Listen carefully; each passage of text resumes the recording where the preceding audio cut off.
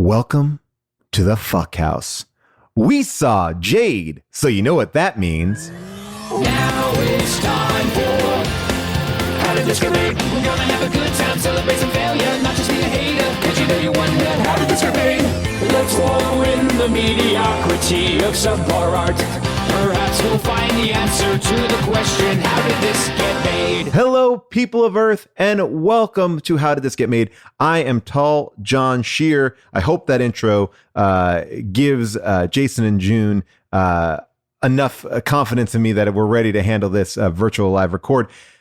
This is a great movie that we're going to talk about, and normally I will break down the film in my clever little way of telling you what it's about, but I'm going to do something I've never done before and let an Amazon reviewer break down the film for you. This is from Giuselino Liberato Diaquino, and it was from April 30th, 2001, and he describes the film like this. It's a nice movie. If you like Basic Instinct or Bound, Eyes Wide Shut, which are better, you might like this one. I love it.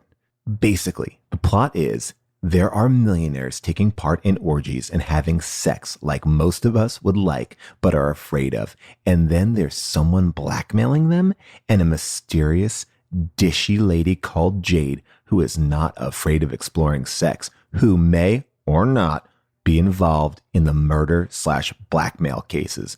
There's great car chases, one of the best that I've ever seen, and the story is very interesting. But I warn you, if you get easily shocked or offended, you will hate it.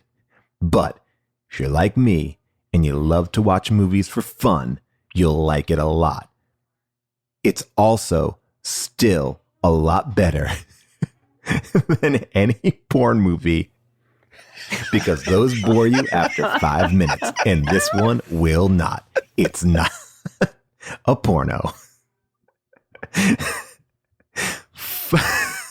5-star review, and that is the that gives you a taste of what Jade is. I feel like that. That is one of the best breakdowns of the film. Let's get into talking about it right away with one of my co-hosts, Mr. Jason Mantzoukas. How are you, Jason? Wow, starting with second opinions is bold. Total format shift. I mean, this is some wild stuff. This was.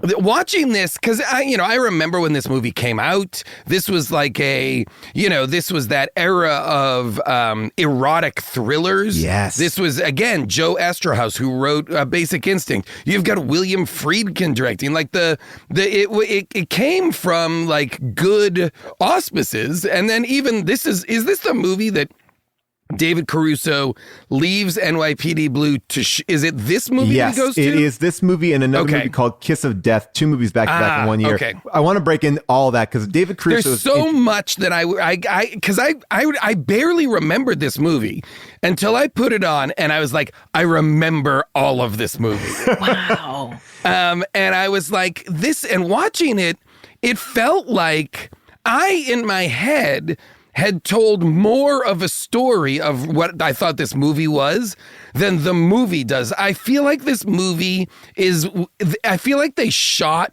the outline. Like, I don't feel like they wrote a full script. I feel like they shot the treatment of the movie. It's so just broad strokes. We will get into it. I don't even want to delay, and I want to bring in my other co-host, a person who said to me 15 minutes into this movie, this is my favorite movie ever. Please welcome Miss June Diane Raithgill. How are you, June? I'm doing well. How are you, Paul? I'm doing fine. Thank you for asking. I did love this movie, and I loved every second of it. And, Paul and I were talking a little bit about this, Jason. Like, this is that movie that my parents got at Blockbuster where Paul worked, and like I was excited not the one where see, Paul actually worked. Not the one where Paul actually worked. Because that would be a huge reveal. No, oh we gosh, didn't meet this late in there. the game. If you guys were ships passing in the patrons, night. yeah, exactly. But I just, as soon as it started, I was like, God, I'm having a muscle memory of sitting with my parents and watching like these adult dramas and thrillers. Oh, yeah. That were focused on like wealthy people and sex and power and like having to sit through sex scenes with them.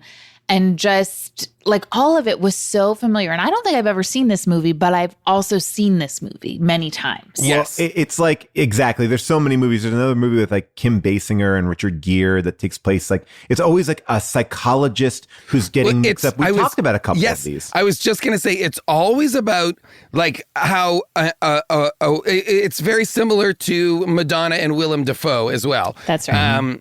Body of evidence.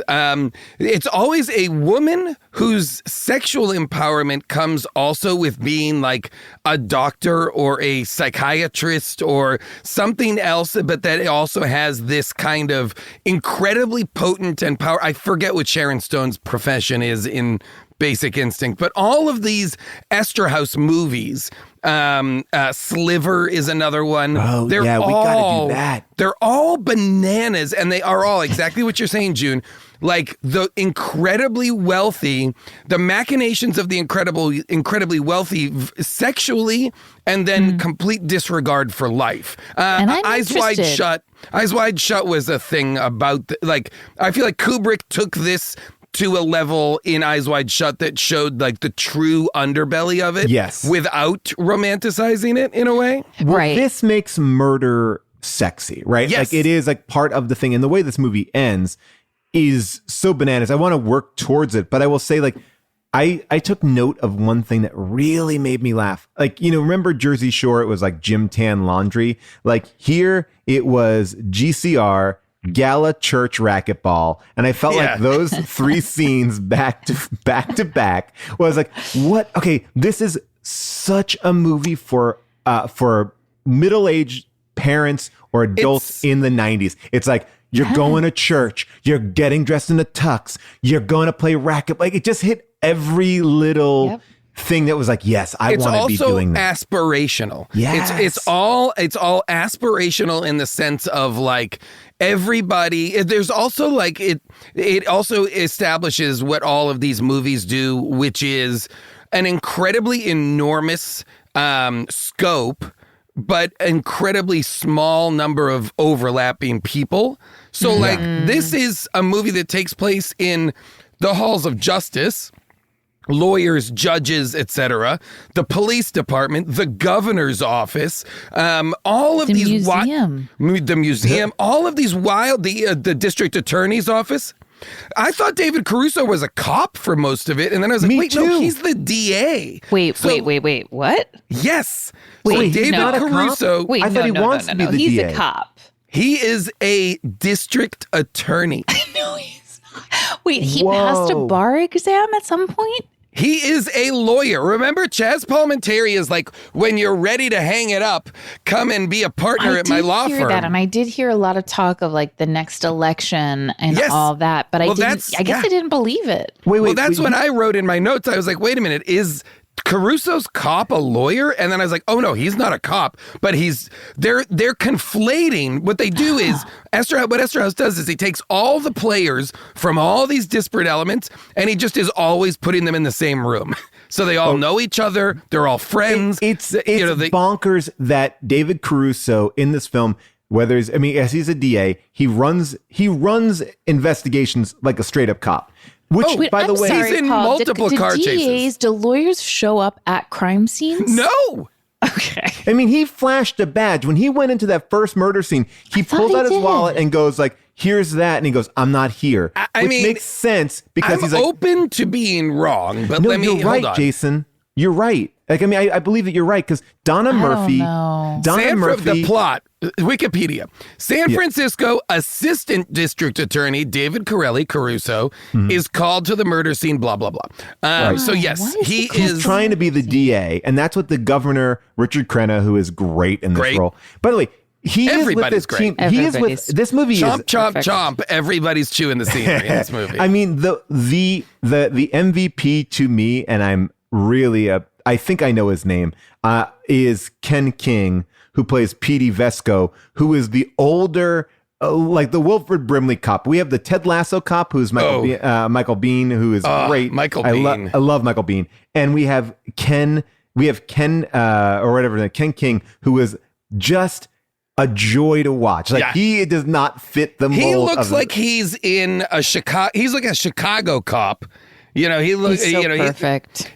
Everybody's great, and I cannot stress enough that my profound attraction at the time to Linda Fiorentino. Oh, come on, you can't. From The Last Seduction to this, she is so good. She's so sexy and so compelling as the femme fatale, or in this case, what you perceive to be the femme fatale. Yeah, not but the femme fatale turns out. No, but is also crushing it in this movie. Well, listen, I watched this movie with Paul, who felt similarly to the point where I was like, I was having the same flashbacks of watching these sex scenes with my parents, watching them with him, because it was, like, actually, I was like uncomfortable. And then at one point, come on. I was he joking. fell asleep and he fell asleep and then he woke up and he's like, there's not enough sex in this movie. And I was like, didn't you just God. see that sex scene where like she's I had to rewind it. Literally, a person we've never seen before is going down on her and she's standing up and like, it was crazy. I'm like, did you not just see that?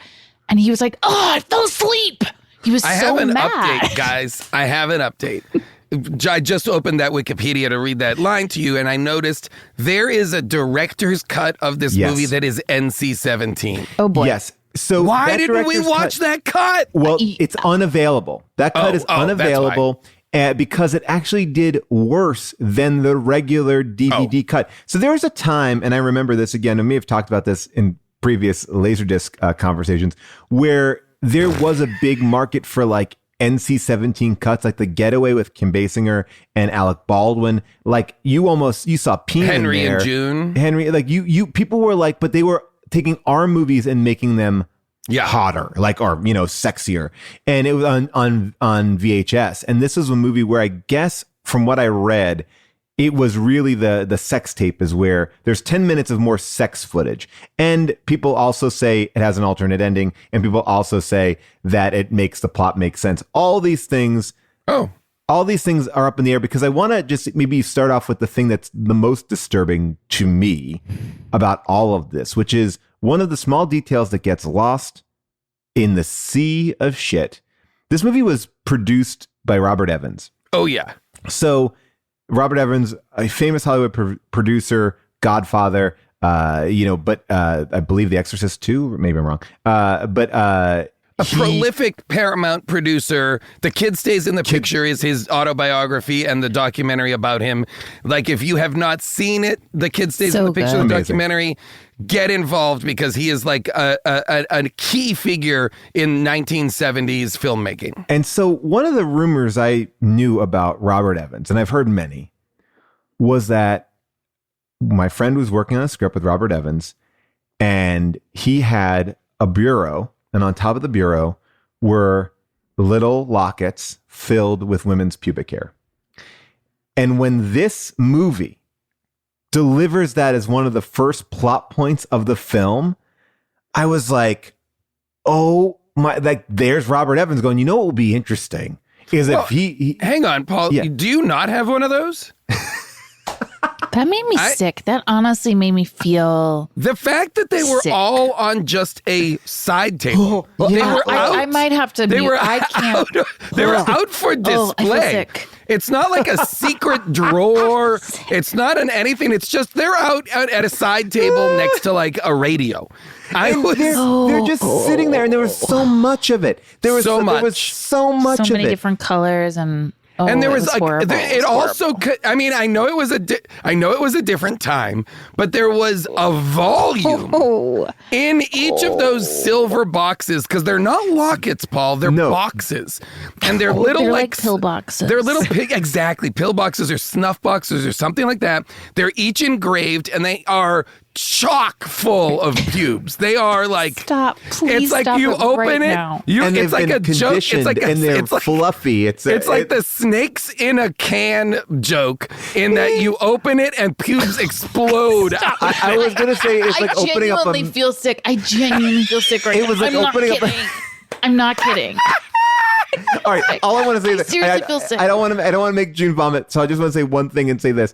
Why was that introduced when it played no part in the film at all. Like all they need to do is DNA test or like it didn't play a part. I mean, I guess it only plays a part to say that perversion or kink. I don't want to per se. Yeah, perversion. no, this movie, kink shame. I can't stress enough.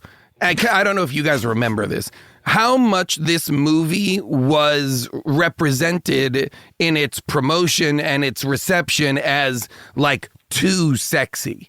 Right. Like it was the movie that people were like, now this has gone too far. The Basic Instincts, the kind of sexual erotic thrillers, they were like, this is because it was all of this kinky sex, like guys going down on women. Ooh la la. Can you imagine? Or how about when that one woman just goes up to Chaz Palminteri and just whips out his dick and just starts going to town? By the way, Well, that's the that's same in so woman. many movies of this time. Yeah. Like Yes. a guy in a suit. Like I'm still having to like unlearn some things because that's what I watched with my parents over and over was like, June. I'm sorry. Oh yeah, you are like Pavlovian Like that's all I conditioned. saw. Like that was my first experience of like what a woman's sexuality was seeing multiple women in movies like this just give blowjobs like You're like, immediate How sex blowjobs. works is if a man is in pleated pants And in he a walks nice up to you suit. crotch to eye level, like you have no choice. You must start sucking his dick immediately. Nothing else can happen but that. Yeah, I mean, it's crazy. that scene is in every movie of this time. It really is. It is but that is, all of those scenes are just like, these men are so powerful or wealthy or whatever that they don't even have to engage in flirting, pleasantries, the foreplay, anything. It is just transactional. They just get to. Yeah. That's exactly what the Amazon review kind of said. Right. That it just happens for them. The kind of sex we all dream about. The kind of sex you don't have to work for. You know. No, listen. Yeah, well- This now I'm genuinely recovering from that pube discussion because Do you want to hear a clip of it, June? No, I don't. I will say I also have a strong stomach. Like I'm not somebody who feels I don't have a weak stomach. I can just And press play right now and you can hear them that discuss. made Like, me but when feel sick. company is over, do you think he puts those little boxes away, or No. are those like a I wanna have a weird conversation? turn to this. Are those like a conversation? Like, do you feel like if he Marie Kondoed his apartment, his house, like everything else would go, but the boxes Yeah, would they stay bring because him they joy. bring joy? No, I would listen, say- what I was going to say to move off of this puke conversation is this movie has something I've never seen. There's a lot that I both had never seen this movie before and I've seen this movie many times, but there was something that was brand new and I think has never happened in any movie ever that's ever been made in the history of cinema. And that is two redheaded people in a scene together. Oh, yeah. You're talking about the double ginger. I have never, it was so shocking. to Yeah, that's see called a double two- ginger, and it's two considered. gingers together. This is, for a long time, people thought that you couldn't do it because the people wouldn't watch it, and this movie proved them right. Well, I mean, normally you're just going to do a man-woman scene or a man-man scene. Oh, boy. But But this is a ginger scene is. By the way, his hair is so ginger, and I've forgotten so about ginger. it. Oh, that these two are full-blown ginge. And I want to say this about ginger representation. Like, I actually left this movie thinking like, wow, gingers are underrepresented in film and TV. And I agree. because I was so stunned to see it that it made me, it made me really think about how there's not a lot of gingers out there. I agree, and I'm not making fun of gingers. It was just an intense thing, and I think what makes it more intense is the way that they dressed David Caruso, which was green on green on green. Green. Like They're green. constantly green turtleneck. Why was was like, he? what? Why was his suit 3 shades of green? Like It green was like- shirt, green tie, green suit. It was as if he said when he went in for his wardrobe fitting, he was like, my actor's secret is that I'm a leprechaun. But I just want to hint at that. No one fully looks comfortable in their clothes. I know that it's the 90s and whatever, but Chaz Palminteri, I would be like, has he ever worn a suit? It didn't feel like the clothes, like it felt like the clothes were rebelling against the people, except for Linda Fiorentino and Angie Everhart. They look fantastic. You cannot cast Chaz Palminteri in a movie and have anybody believe he's not the bad guy. Well, I mean, Paul did not think he was the bad guy, and I called it pretty early on. What? Oh, come on. No, that's it is the minute you make that casting decision, you're like, obviously that's the villain. But you know what I felt like he was doing? I felt like, because he just did The Bronx Tale, which this movie comes out the same year he's nominated for that. I felt like he's like, I'm changing it up. I am now a high class lawyer. I'm smooth. I'm sophisticated. Like, because he had this energy. I'm working with Friedkin. Like, I mean, you cannot underestimate at this point. William Friedkin is, still riding out. I mean, not riding high exactly, but he's still one of the, well-regarded directors of his time. You wouldn't know it from. This is the man who did the car chase in The French Connection that is widely regarded as that and Bullet which he didn't do, but are like the car chase, the car chases of the modern era. Yeah. The car chases in this movie are terrible. They're terrible. The cars are launching at such a rate that it felt like someone is rocket launching them. Like they're flying over the hill. The Chinatown sequence was a comedy. It was hilarious. I was so much LOLing. So much disregard for human life in the car chase. So many more people died during the car chases than died because of the sex scandal. Oh, or whatever. absolutely. That car chase. But why would you ever drive into a full-on parade and keep on driving? It seemed as if David Caruso, if he got out of his car, he would make more headway than he did. And the car chase, it's shot so weird that the POV sometimes is the hood of the car, and you saw it like break a vase and like knock over like a Buddha statue. It's like, what the fuck am I watching? Didn't we do another movie where Andy Garcia's a lawyer who's also representing his ex-girlfriend or is trying to go against his ex? Didn't we do another one? He would have been great in that part. By the way, yes. Put Andy Garcia in either of these parts, by the way. I would have taken Andy Garcia in either role, Me too. frankly. I recently rewatched The Godfather 3, and he is actually very, very good in it. They did the Wait, did you watch cut. the new cut? The new cut, and it's actually it is. For a flawed movie, it's a better version of the flawed movie. Okay. I actually think it's more enjoyable. Okay. He left NYPD Blue, like Jason alluded to do this film. And he did 2 films back to back. And coming off the hot, NYPD Blue. You can't underestimate how enormous NYPD Blue was as a launching pad. And the fact that he then very cockily was like, see you later, turkeys. And then just crashed and burned. Next thing you know, CSI Miami. Yeah. By the way, do you know that Friedkin wanted Warren Beatty to be David Crowley?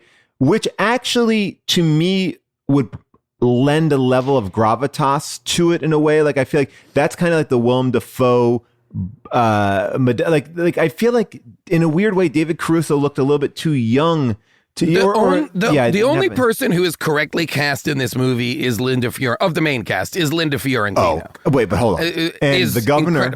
But then the rest of them. I'm saying of the main. Donna Murphy was fantastic. Sure, and I thought Michael Biehn was great. Right, so we're just saying of the 3. There was great people. I'm simply just saying of the trio of the main cast, Linda Fiorentino, David Caruso, and Chaz Palminteri, I think are miscast. Yes. I totally agree. I mean, why did ultimately? So, okay, first of all, let's talk about Linda's character for a second. Why is she her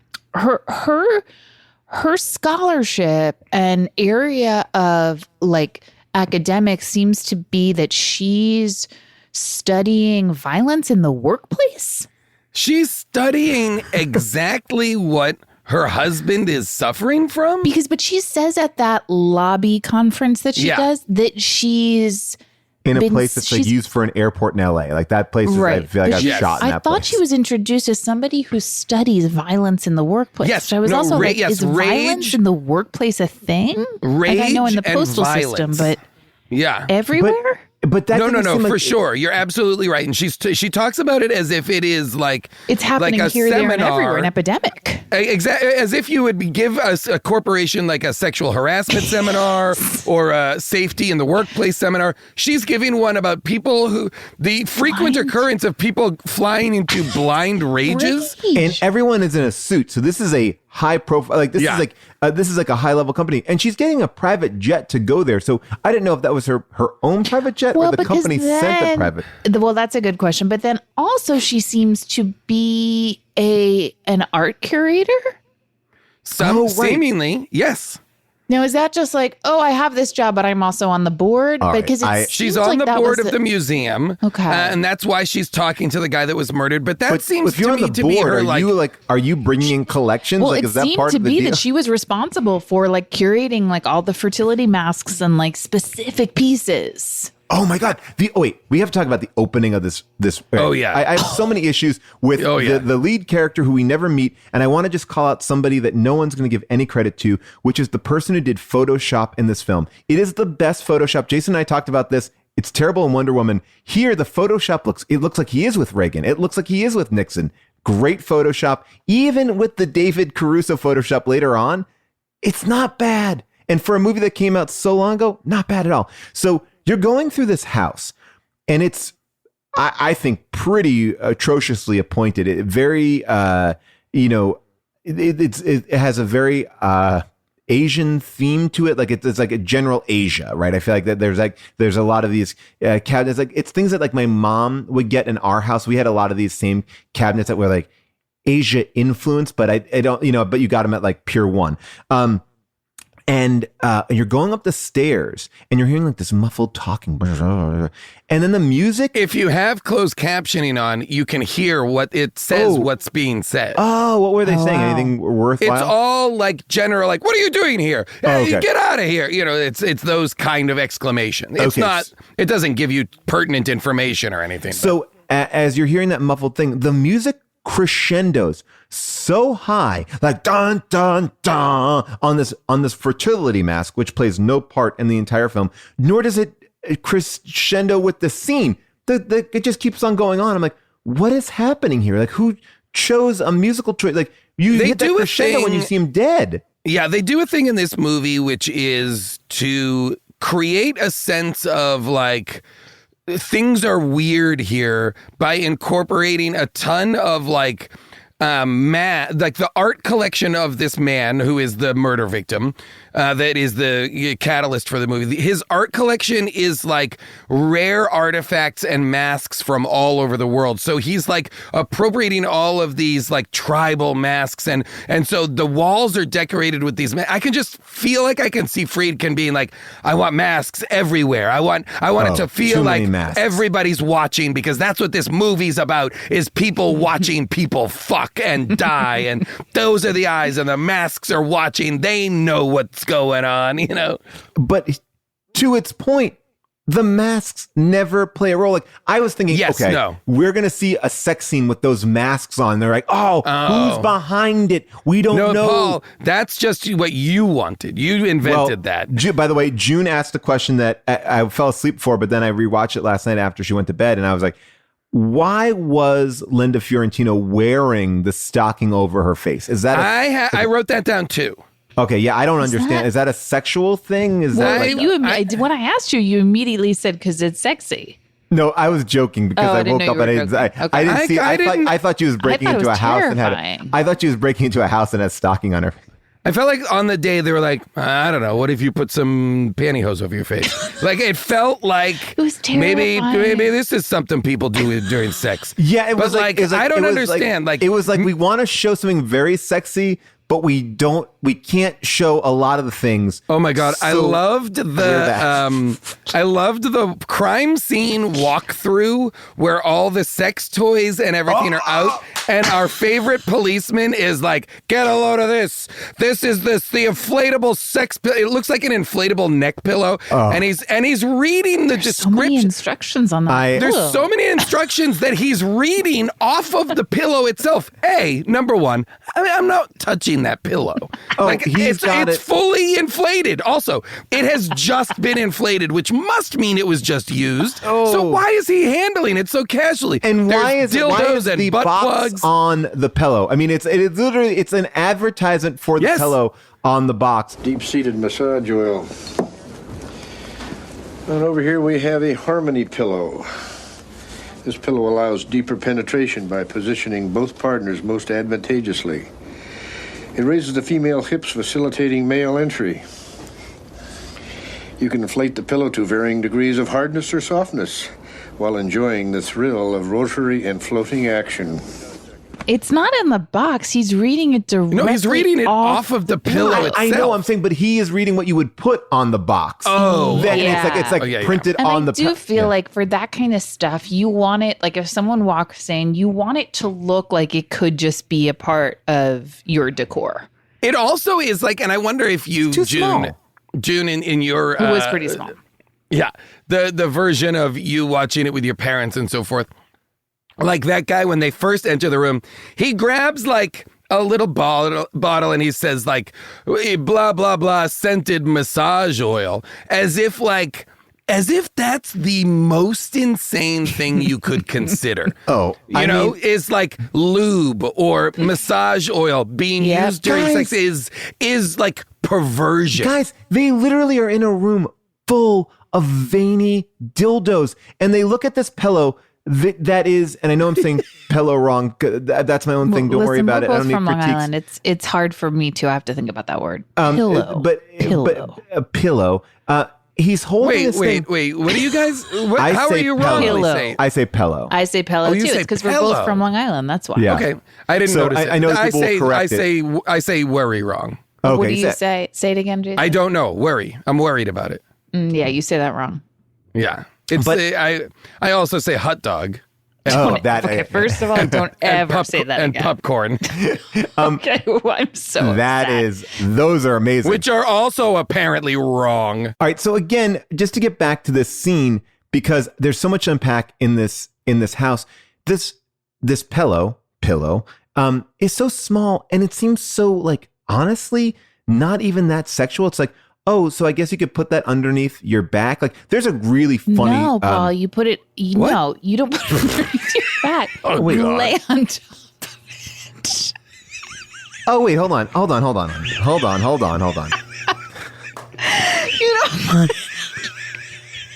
I thought you, You put it don't. under. You I thought don't. you put it. It's not a. You don't bring it on an airplane. It's not a neck pillow. No. What I'm saying is this. No, wait. I don't want to be misconstrued. I'm saying that you can use it in many different ways. Like you could put it underneath your hips, so your hips are higher, so you could have a different entry point. You could put it.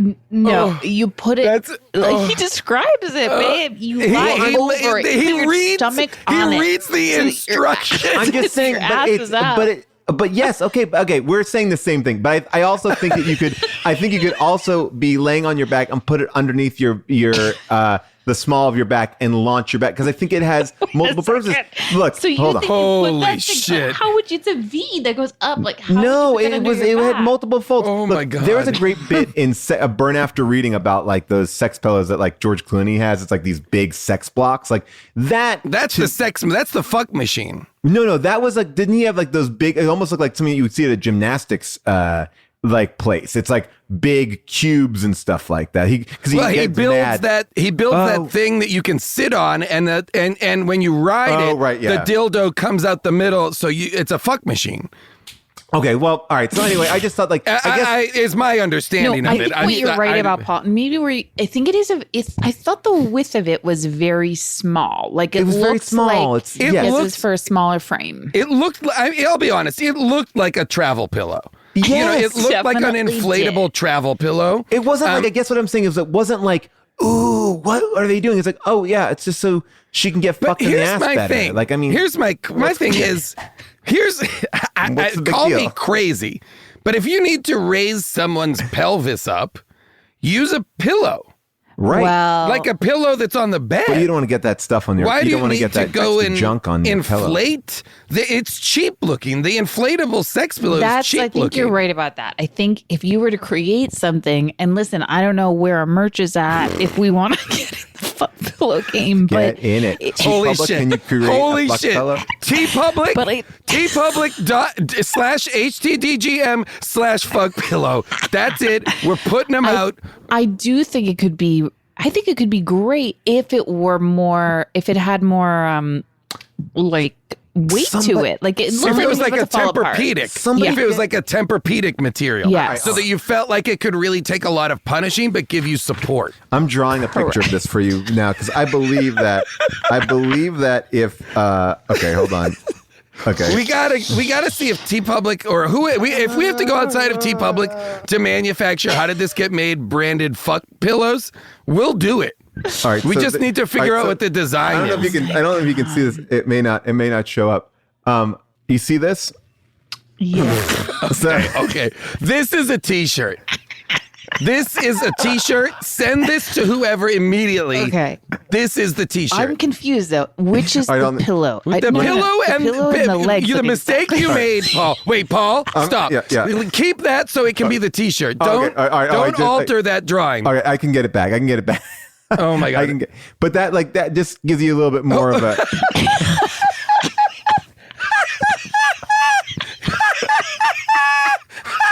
No, this is insane.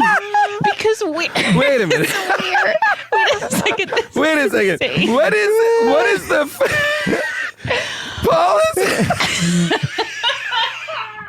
Paul is drawn a stick figure couple having sex. Which way is the prone person facing? So this is missionary. This is missionary? Yes, it's missionary, but the hips are higher. So Oh, the hips don't. But why high. are the legs going straight out? Like the point of Why- that yeah. pillow is for it to lift your hips up. it's Yeah. the hips are up because if she was down, her Yeah, butt but would why be are on the her bed. legs? But why are her legs flying straight Her out? legs seem to be, they need to be held aloft. Yeah, well, he's Why holding her it legs. looks He's holding her legs right there. Why? It looks like her legs need like stirrups. Is this an OBGYN appointment? Is she getting a pap smear? What's happening? I just think that if you put the cube as a triangle underneath the small of your back, you're lifting up. Here's what I'll Yes. say. I agree with you, Paul. I think the pillow can be used. Thank you. Either underneath you, face down, That's if all you're the I'm woman, saying. face Yeah. down, or face up. It really is just to lift your hips, your pelvic area higher. I think that's it on either side. But your drawing needs to be a T-shirt. I cannot. Okay, this might be the first How Did This Get Made T-shirt I buy. Holy shit! The first stick drawing you drew I was will just do next that. level. Okay, I will just do that, and I Holy shit! I can recreate it very simply. Oh my god! They didn't even have a head. The guy didn't even have a head. Okay, but Holy shit! here's the thing. If we're gonna make this fuck pillow, then I think it needs to be, because the one in the movie had didn't it have like a hollow center? Well, no, yeah, the one in the movie, yes, This and it needs also to be had solid. it also had a hinge. Well, Yeah. that's It also- the thing that which George was Clooney strange. hasn't burned after reading. Okay, this needs to be a solid, dense material. It's got to be Tempur-Pedic, I think. We got to talk to or memory foam. This is what we can do. We can partner. I'm sure as a podcast we Okay. have partnerships with one of these dumb memory foam companies. Casper. By the way, I'm Lisa. just showing you. By the way, I'm showing you guys. Put the us in touch- I'm showing you the sex pillow that was in Burn After Reading. Yeah, that's Right. that's it. It looks That, like also the same type of thing they. Yeah, that's That's what I'm just talking like about. a wedge. That's That what I was looks saying. like A a wedge. workout wedge. That's what I was saying. That's what I remember it as being, like a wedge. But And I now, was like, now Google. I mean, if there are the sex pillow from this movie. Jade. I love sex that pillow. your Google search was George Clooney sex pillow. Well, No, don't do Jade. Or I guess just Jade. Well, here, sex this pillow. is it. This is it. Like this one looks about Where? right. This one looks about like. I mean, look, Jade is not. We've advanced in technology, but that's How about the Jade width. movie sex pillow? Okay, Jade movie sex pillow. Because it looked like an inflatable. Oh, I have the clip. I can play right here. I mean, we all remember what it looked like. It looked Yeah. inflatable. It looked like it had one of those little plastic things that you blow up. Yeah, it looks like an inflatable like Ames chair or something like that, like a Yeah. small version of it. Yeah. Oh my God. By the way, do not Google Jade movie sex pillow. Yeah, it really is opening up a lot. unless you want some very intense results. I will say this, that in a house where there is so much stuff going on, the fact that they point out massage oil, a pretty innocuous pillow, and then a California pizza or Wolfgang Puck pizza, like a That frozen made me pizza. laugh so hard. Oh, Like we gotta vodka. we gotta play David Caruso just when he realizes what he's in, when he sees the pizza. Christelle, Beluga, Wolfgang Puck. It's a fuck house. It's not just a fuck house. He's got a nice little camera over here. And there's another one up here. Low light, high density. Next door neighbor says he saw a lot of women come over here. Hey, did you check out these jammin' jellies and clitorifics? I was thinking about you. Honey, if I were you, I'd rip off a few of those butt plugs. They're designed for the perfect asshole. I mean, that when his realization. Well, it's also like this is a movie that really is. It's trying to give you access to like the mega wealthy. Right. And the mega wealthy are so wealthy that when they go to have their affairs, they have a fuck house on the coast that in the bedroom, you know how opulent they are? In the bedroom is a mini fridge, ? Full of champagne, caviar, and Wolfgang Puck frozen pizzas. But you would have because to go that to the is like kitchen the to make height. it. You would have to go to the kitchen. Like it's not. You can't just like caviar. I get. Yeah. But like you'd have to be like, oh, I keep the sex pizzas in here. Darling, can I get you some champagne? Perhaps I can go heat up a pizza. I was like, what? Because that's always the thing that you really want to do. maybe some chocolates, listen, sometimes maybe you some. do need snacks after, I think, Hey, I have no problem with listen, snacks. We saw it in that movie with Kevin, with Alec Baldwin, where they're like nakedly eating like Doritos after sex. It was so bizarre that Addicted to Love movie. I think if Naked. you're going to a fuck house, then you're exerting a lot of energy and a lot of calories, and you might need to sustain yourself. So I actually appreciated that there was a pizza there. I agree 100%. I just think the pizza could have been in the kitchen. freezer of the kitchen fridge, not in the bedroom. You got to bring. Oh, I unless they see had what an you're oven. saying. Yeah, That's unless they had an true. oven in the My kitchen. You don't problem need is it like in the that fridge. caviar, the champagne, these are bedroom things. If there was Gotcha. chocolate dipped strawberries or the things that connote like sex or whatever, but this is to me like, darling, some champagne, perhaps some caviar. If you want, I have a Wolfgang Puck peppers and sausage pizza that can go. By the way, can we just talk about the perv next door? The perv next door. I felt badly for that guy. He wasn't pervy enough that it was comfortable for me.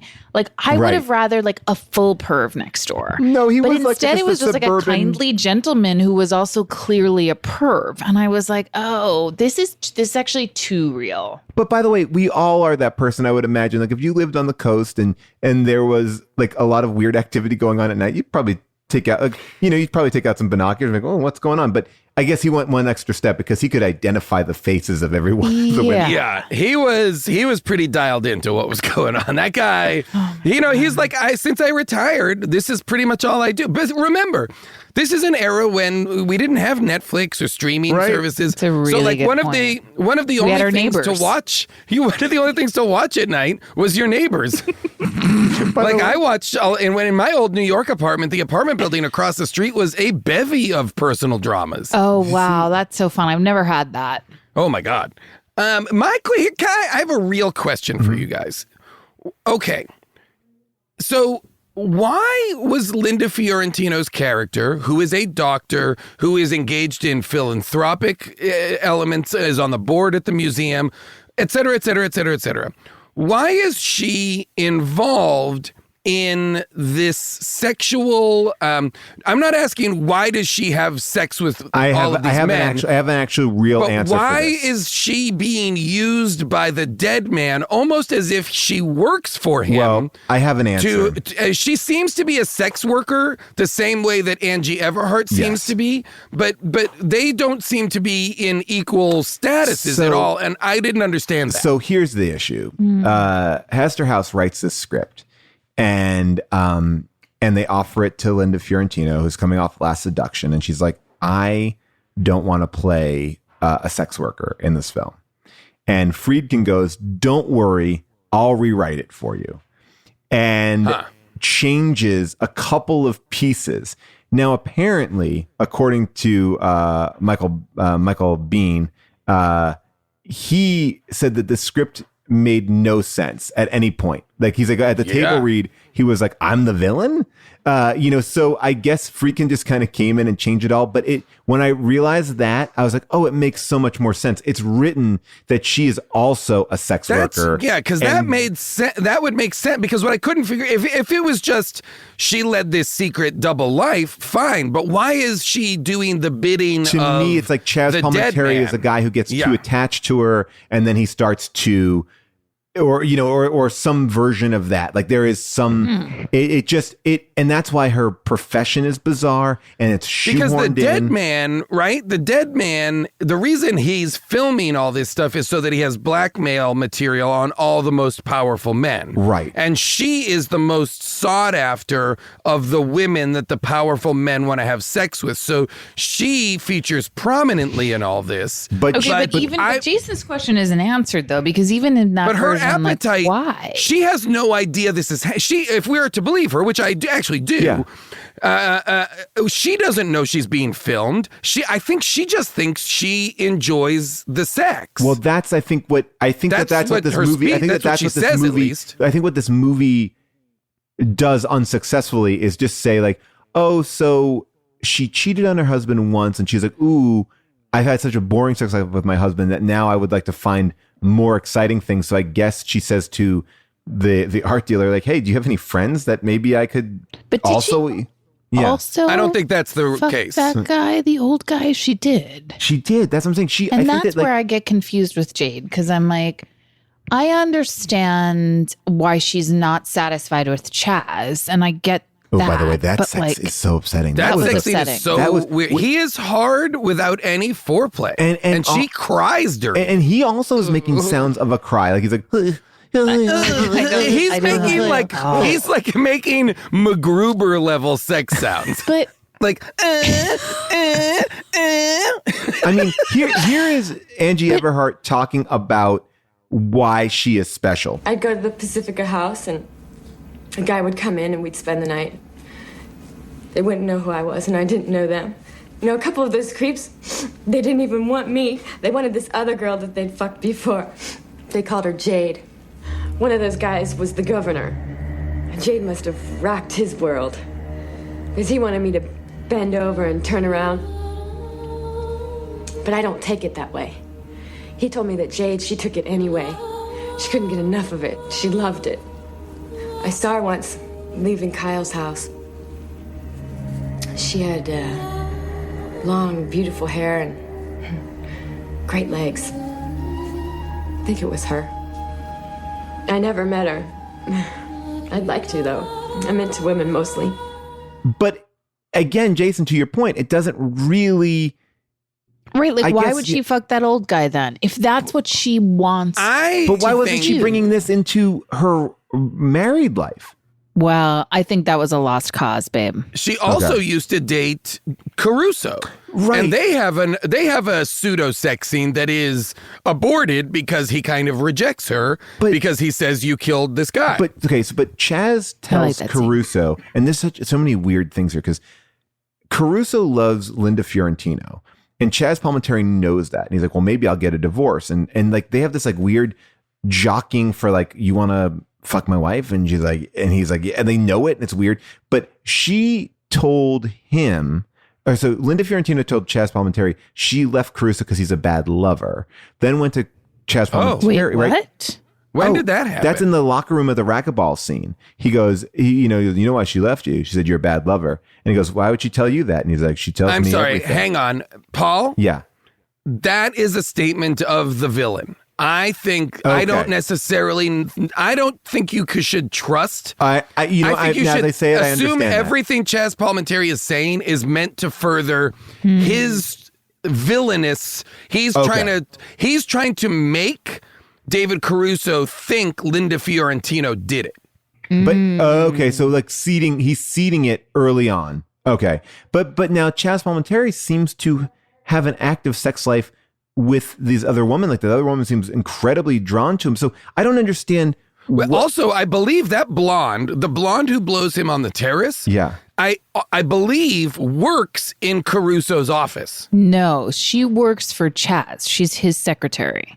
Oh, really? It's not the same woman who comes up to him in the police station in the district attorney's office and says, Angie Everhart will meet you at this restaurant at blank and blank o'clock? No, because when David Caruso goes to see Chaz, she lets him in.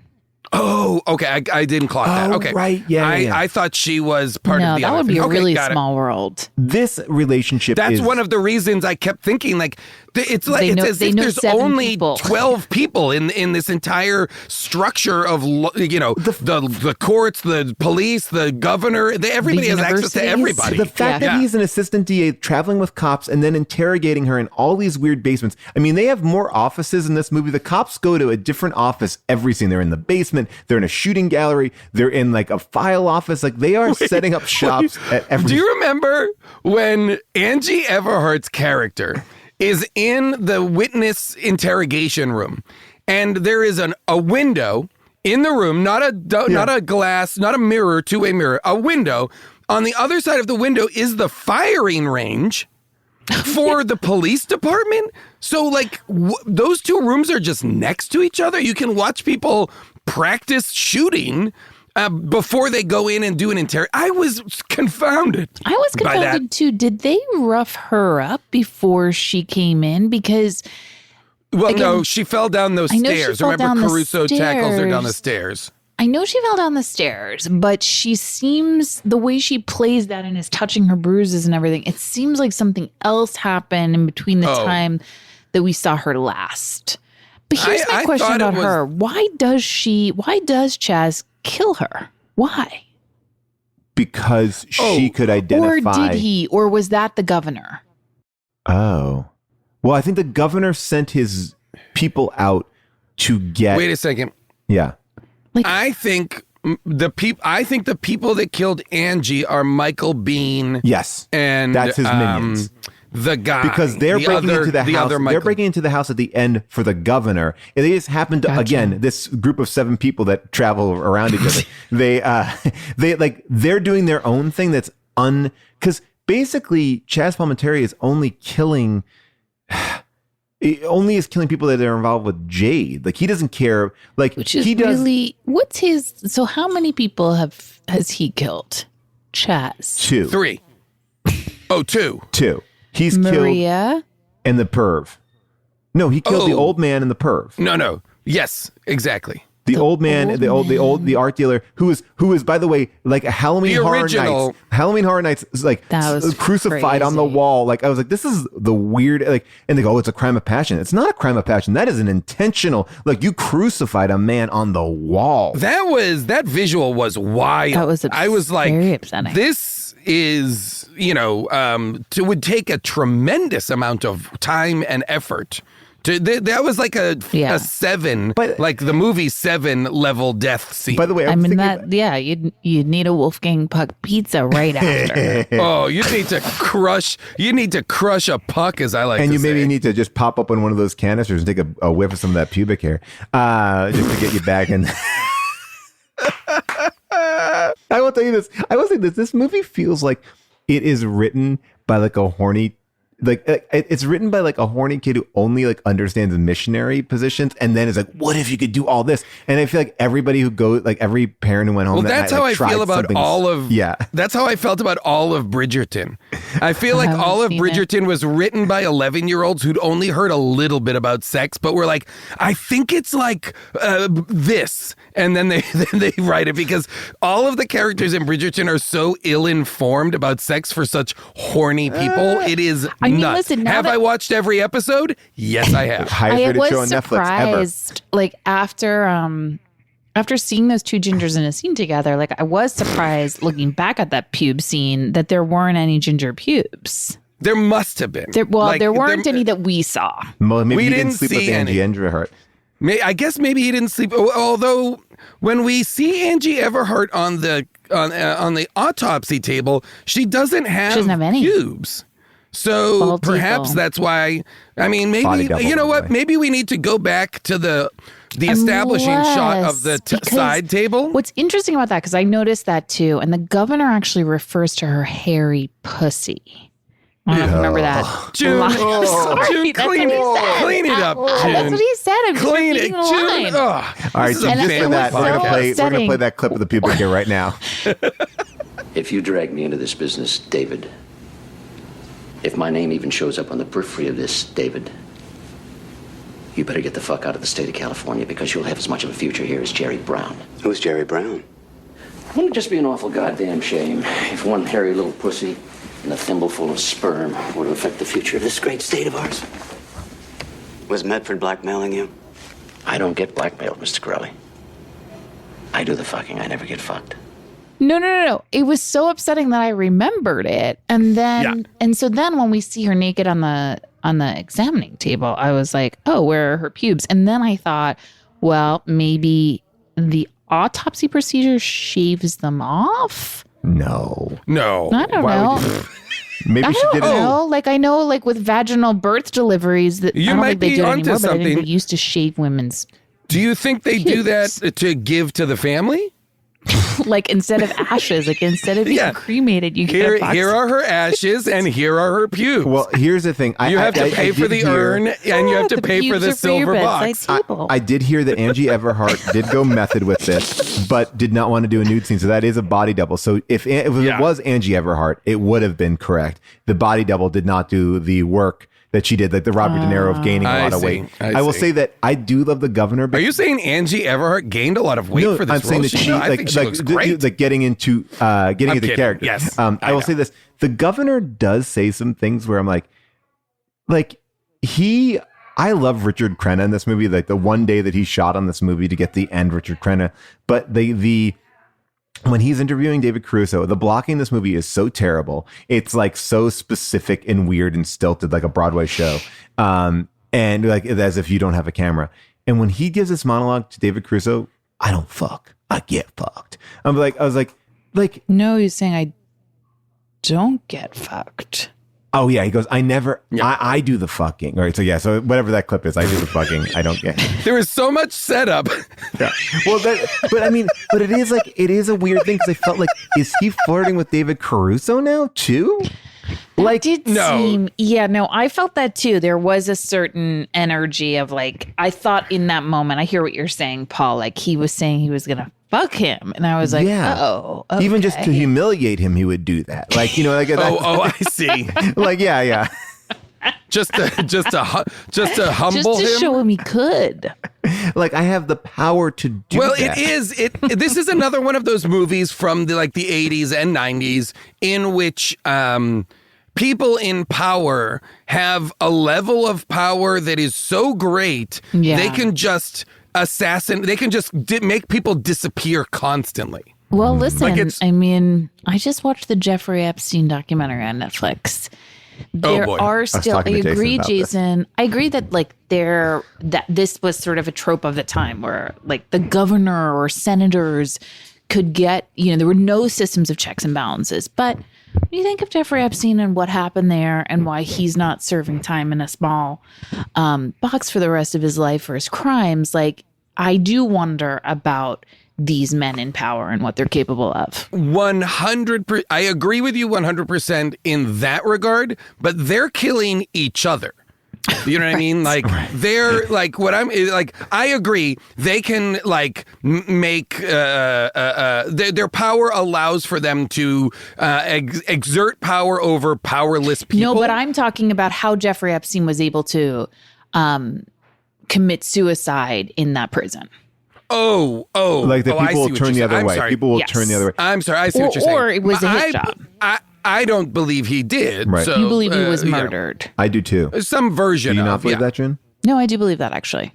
I think Okay, that that's very possible. Well, here's again, not to pull this away from Jeffrey Epstein, but I will say I am confused. I don't understand the overall plot. I understand that there is a wealthy businessman blackmailing other people just to have it at his disposal, right? And he had a cabal of women, and he paid Angie Everhart $10,000 for 2 sessions or whatever, or for how many sessions that she did. Possibly there were more. Jade is working just because she's in a bad marriage, but it doesn't make sense because it seems like Jade is very sexual and her husband is very sexual because he's having affairs, and it just feels like. But just because they both have sexual impulses, Paul, doesn't mean they're compatible. Okay, that's a good. All right, well, that's okay. All right, so there you go. But I agree with you, Paul, in that I don't think she's participating in all of this sex to gain blackmail material. No, I agree with that. I think she is pursuing pleasure. Yes, but that is what I believe. I believe her when she says that is her intention. But she's also that she didn't know that. She's so flirty with her husband at the gala. She's like, "Oh, stay, come on, stay," and he's like, "I can't stay." Right, but she can't be Jade with him. Okay, so that's really what it is. That's that last line when he's like, "Why don't you show me a little Jade?" I want to play that clip now too. The ending where Chaz Palminteri like oddly reveals the whole end and gets away with it here. Where'd you get these? Kyle Medford showed them to me the day before I killed him. You knew when you killed him. He was a scumbag. He would have taken us both down. I would never let anyone hurt you. But I don't remember any of it. You know what I think it is? Hysterical blindness. Do me a favor, Trina. Next time we make love, you introduce me to Jade.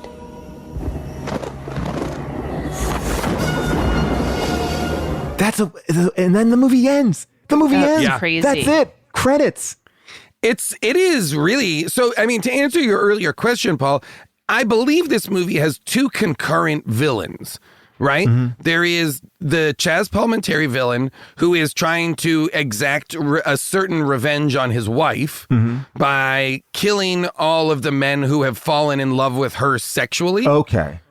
Right? So he's jealous of them. All right, this is helping me. I believe so. Okay. Now, that happens to intersect with the initial murder happens to be this man who is using, as you said, Angie Everhart, Linda Fiorentino, and perhaps other women to use them to have sex with men in this place where there are cameras so he can get blackmail material. So so then the what governor. What does he want with that blackmail material? What is he doing with that money? I don't think we ever know. Yeah, maybe you could buy more. I don't think we ever know because he's dead from the jump. But the villain is the governor. Yeah. Governor, who once he sees those pictures, he realizes I need everybody who might have seen any of this to go away. Which is why they keep trying to kill Caruso. Then why isn't the man in the tape with Jade from the beach house somebody that anyone knows? Because if the whole idea is that he's blackmailing famous men, wouldn't you go, oh my gosh, and that's the head of blank blank. They're just more focused on her. That's what I was So you think it's maybe a Bubba the Love Sponge Hulk Hogan scenario where I just thought there were other guys she was bringing there to fuck that were maybe not a part of. But it's that guy's house. I know, but it seems she knows she can go there. Okay. Oh, so maybe what you're saying is that guy goes, hey, you have all this stuff in you. Here's the keys to my house. Use it at your leisure. And he's just maybe getting not even blackmail footage because that's not in the safe. Although he did throw the tape in the fireplace, which makes me think that he does tape all the sex there, but then is like, you know what? I don't care about this because that's just her getting her jollies off. Wait, no. Who threw the tape in the fireplace? The man who was killed like the Halloween Horror Nights in the beginning. See, I don't know that that's the case. Okay. It could be Chaz Palminteri who threw the tape in the fireplace. Yeah, that's what I thought. But why would he be there? Because he killed him. No, but he didn't kill him at the beach house. He killed him at the other house. Oh, so that tape was in the... They found the governor. They found the governor pictures in his safe. They found that tape in the ashes of the fireplace. So my assumption would be that Chaz Palminteri is trying to erase anything that connects Linda Fiorentino to this stuff. See, I wonder if in the original script, Linda Fiorentino used to be a sex worker for this guy, and he's trying to erase that past for her to kind of clear her out as like I want to be married to a reputable woman. And he maybe has more of an abusive relationship with her and a powerful relationship with her because of that, because he's bringing her into society. Like he may have met her that way, but I mean, there's there's something missing, I guess is what I'm saying. I agree. There's something missing.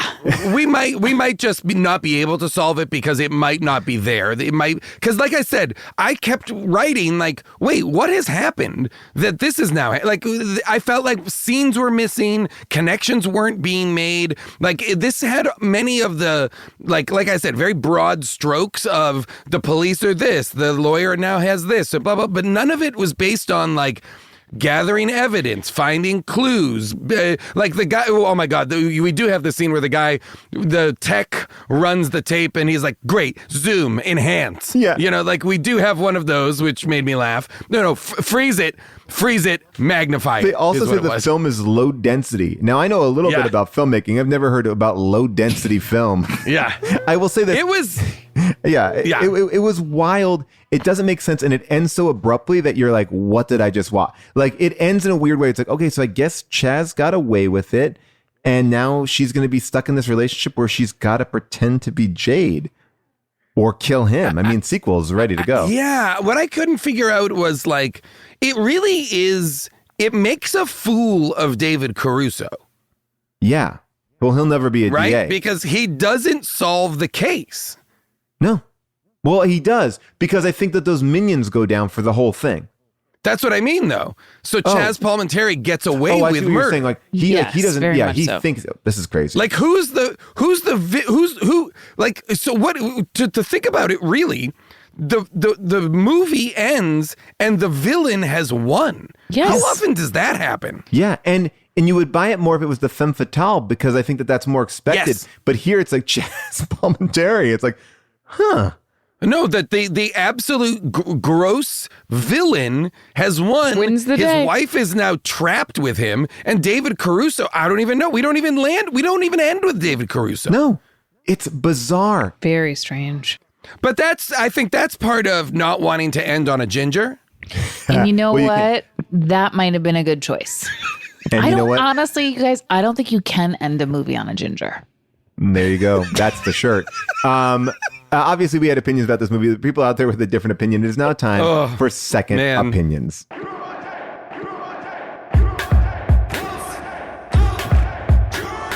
movie was a piece of shit, yet this person recommends it. Tell me what is the message? Maybe that art is subjective. I need a second opinion. That was John LaJoie. June, you want to say something about your comments about gingers in this show? First of all, I'm not the only one. A lot of times I feel like I have to bear the brunt of a few things here. I'm not the only one to make comments about gingers, but I did too. Thank Me you, too. Jason. I just want to say that I think that there are so many stunning gingers out there. Like actually take my breath away gingers. Yes. It was just a surprise, and it was a surprise to see a male ginger.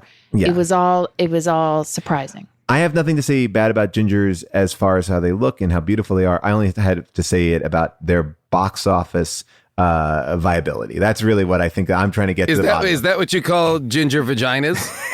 Box office viability? Well, that's when I use that pillow to help get their... Ooh, I just heard it. Yeah, hello. Yeah, hello. You just said... Oh, that was interesting. That's the first time I heard it. Okay, got it. These are 5-star reviews, culled from Amazon. 72% of them are 5-star reviews. And this is not one of those situations like in episodes past where this is bundled into like a bunch of movies. This is one movie, and their reviews are great. I'm going to just read you a few because they're all super fun. This is from Urnal. Urnal wrote this in 2015. Great movie, especially if you like San Francisco. A wonderful movie. It has so many San Francisco street scenes for the lover of that city. Good plot. Has enough car chases to satisfy the most hardcore car chase junkie. And pretty sexy too. 5 stars. This movie says had enough car chases. Feels like there's like, I guess maybe 2. But this guy really enjoys the San Francisco. San Francisco doesn't really read to me in this film. But anyway, that's that. There's a whole sequence where his brakes fail, and that's that too. could have only worked in San Francisco. Well, with the old way to kill people in San Francisco. I wanted somebody to go down that little mini street, that really hard street that's like very with a. All right, Soundman J in 2014 writes this. This is a smoking hot thriller. David Caruso is his usual good actor self, with Linda Fiorentino being outstanding in her sexy, complex self as a psychiatrist. Very good thriller with twists and turns throughout.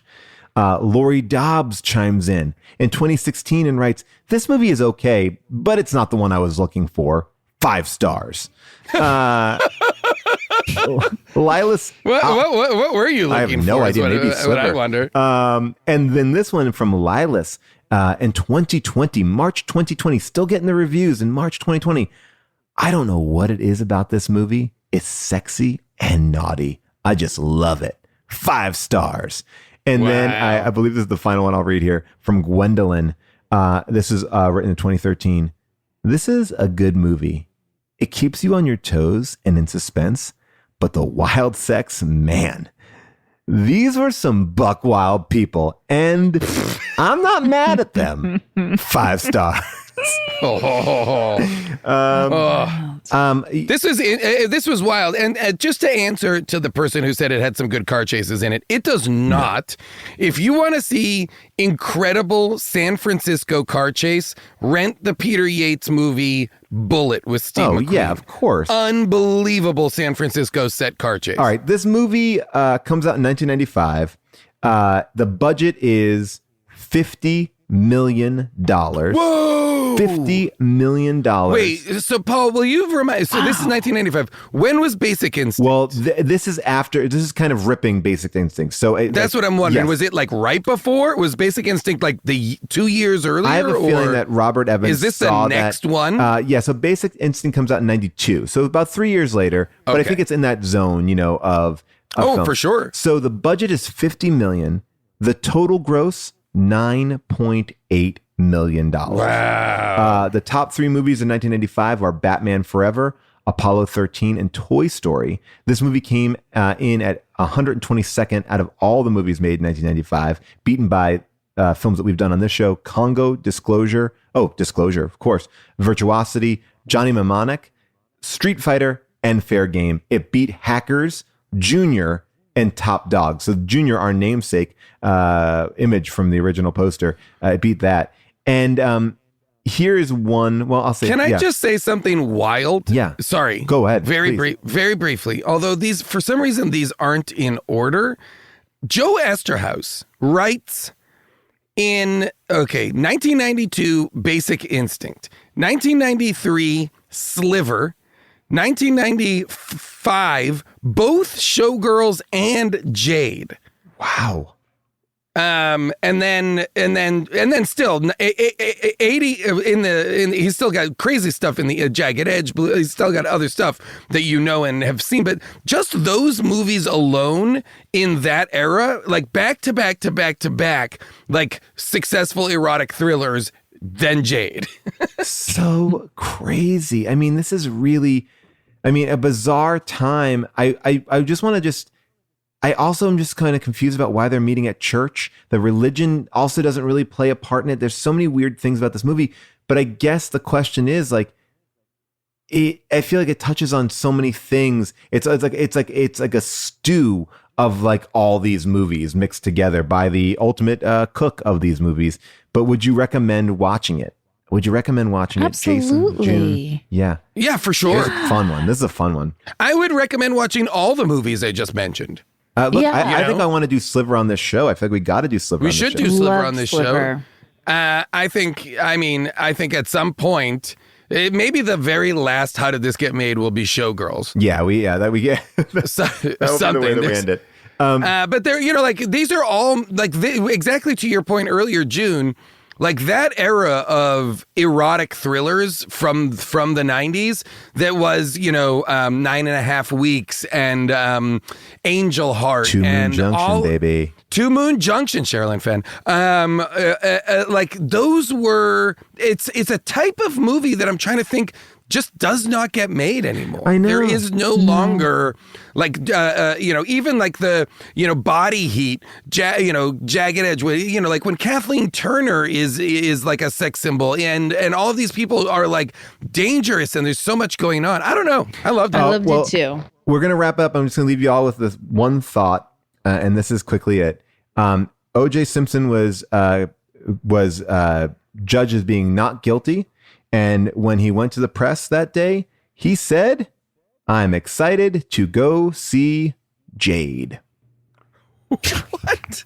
So there you go, people. What? That was one of the notable things. Is that like people saying I'm going to Disneyland when they win the Super Yep, Bowl? it was like he stated to the press he was excited to go see Jade. So that's how we end today's episode.